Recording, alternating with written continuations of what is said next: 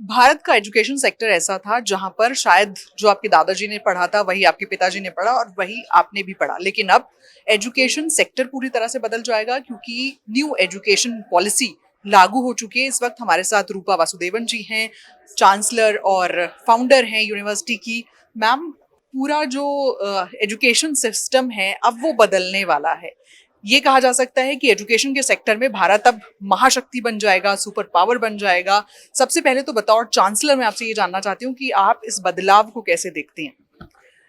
In India, thank you so much for the introduction. I come from a private university from the state of Andhra Pradesh. It's called as the Bharatiya Engineering, Science and Technology Innovation University. Now, as the name suggests, we are all about innovation principles, entrepreneurship, agriculture, business. We are at the backward region of Rayalaseema. It is an extremely tough region to work with, and we offer programs in agriculture for the farmer and farmer children. The issue is that India is an agricultural country, but there have been such a huge exodus of students, children from the second generation who do not want to go back to their lands. And this is where we are making an intervention. We are trying to develop skills and tell the students कि green revolution था, उसके बाद milk revolution आया, अब हमारा income revolution का time है. तो उस तरह से हम स्टूडेंट्स को एनकरेज करके एग्रीकल्चर में लाना चाहते हैं. अब इसके अलावा education as such is a very contextual subject in India. There is a huge thought. There is a school of thought which says education is all about a desire to learn, but there is also a school of thought which says education is about a need to learn. Either ways, what I would say is the education or knowledge and skill sets that are imparted to a student which cannot contribute to the national, social or economic value of a country is of limited practical use. वो चाहे किसी भी बड़े से बड़े institution से हो, अगर उसका कोई मीनिंगफुल कंट्रीब्यूशन नहीं होता है कम्युनिटी के लिए एट ग्राउंड लेवल, तो that education is of limited practical use. And the national education policy, it speaks about accessibility, affordability, flexibility and real learning, real knowledge and skill sets that can be put to use to the benefit of the society, that creates social or economic value for the country. And this is what we are doing at the university. Ma'am, आपने कहा कि जो skill set है वो इससे बेहतर हो जाएगा, यहाँ पर सीखने का मौका मिलेगा। पहले जो पूरा फोकस होता था वो कहीं ना कहीं रटने पे ज्यादा होता था, सीखने पर कम होता था, स्किल डेवलपमेंट कम होता था। तो आप जब ये कहती हैं कि स्किल डेवलपमेंट हो जाएगा तो इससे रोजगार के मौके किस तरह से खुलेंगे, एम्प्लॉयमेंट कैसे बढ़ेगा, जॉब्स कैसे क्रिएट होंगी ज्यादा? ये पहले ना हमारा इंडियन एजुकेशन सिस्टम में साइलोस में चलता था. इंडस्ट्री एक तरफ चल रही है, एकेडमिशियंस एक तरफ चल रहे हैं, और एकेडमिशियंस का मेन बात तो ये है कि they look at every subject with a bird's eye view of that singular subject only. उसके साथ क्या क्या स्किल्स चाहिए, उसके साथ बच्चों को किस चीज से इक्विप करना है हमको to make them job ready, to make them profession ready, to make them entrepreneurs of tomorrow. That particular aspect was lacking.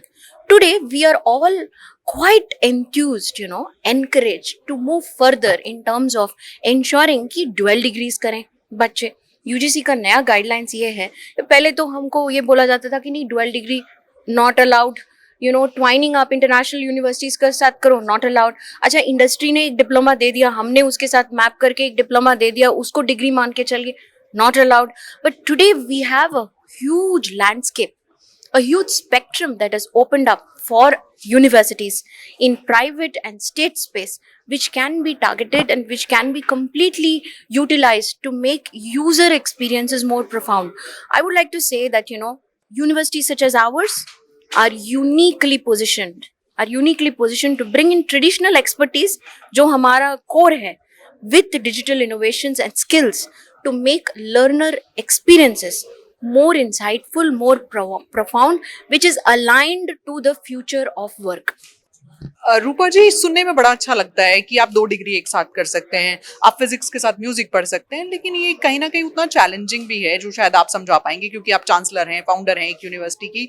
तो किस तरह की जो इंफ्रास्ट्रक्चर है उसकी जरूरत होगी, उस पे कितनी इन्वेस्टमेंट की जरूरत होगी, और उस वो कहाँ से आएगा, वो कैसे होगा, ये सारे चैलेंजेस भी तो यूनिवर्सिटीज के सामने होंगे। उसको लेकर क्या रोड मैप तैयार किया जा रहा है?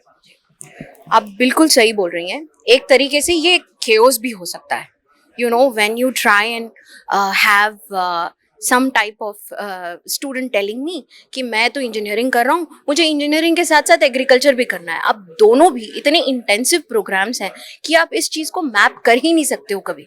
तो that's where the intervention of mentors are required. Now, we have a play field, but that does not mean we'll go all over the place.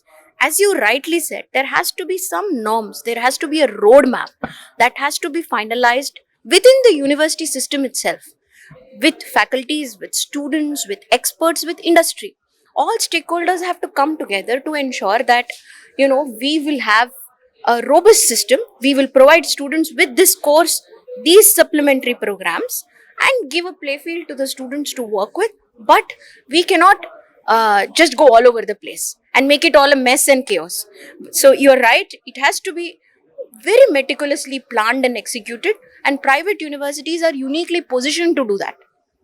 Ma'am, अभी तक हमारा जो एजुकेशन सिस्टम है वो बड़ा कन्वेंशनल था। अब जब सब कुछ बदल रहा है तो लॉन्ग टर्म में आप क्या इम्पैक्ट देखती हैं? यूनिवर्सिटी, खासकर हायर एजुकेशन, किस तरह से बदलेगी, और उसका जो इम्पैक्ट है वो लोगों पर क्या होगा, उनके रोजगार पर क्या होगा, उनके बिजनेस पर क्या होगा, उनकी नौकरी पर क्या होगा? तो उसका लॉन्ग टर्म इम्पैक्ट आप कैसे एनालाइज करती हैं उसको? आई थिंक इंडिया में तो अभी आज के डेट में 1000 यूनिवर्सिटीज हैं, 8 मिलियन ग्रेजुएट्स हमारे पास आउट होते हैं. By far we are the largest university systems in the world, even ahead of China. Now, to use this, we call it also the youth dividend, because we are also the youngest country in the world. The maximum of our population is between the age group of, 15 to 28. 28 being the youngest, you know. So we can be the workforce of the future. But हमको क्या चीज stifle कर रहा था आज तक? That was our education system. And why our education system? Because we were working in silos, we were not bringing in all the stakeholders together, we were not offering what the industry needs. And gig economy has opened up. आज की date में university degree is of a very very limited value. Unless the students are ready to learn, they have the willingness to work for anyone, anywhere, anytime. तो ऐसी एक psychology students की भी होनी चाहिए जो university और institutions के हमारे जैसे we are responsible to bring in that kind of an energy in the students and work with industry, work with other stakeholders.